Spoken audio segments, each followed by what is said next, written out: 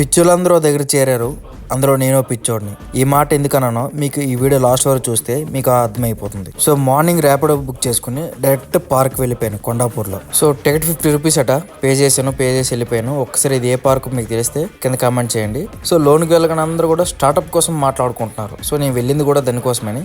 మా దగ్గర నుంచి ఒక 12 కిలోమీటర్స్ ఉంటుంది పార్కు. సో ఎందుకంటే నేను ఫ్లూయెన్స్ అనే మార్కెట్ ఏజెన్సీని స్టార్ట్ చేశాను. సో దాని గురించి ఏమైనా కొత్తగా టిప్స్ తెలుస్తాయి, ఎందుకంటే ఆల్రెడీ రియల్ ఎస్టేట్ చేస్తున్నాను.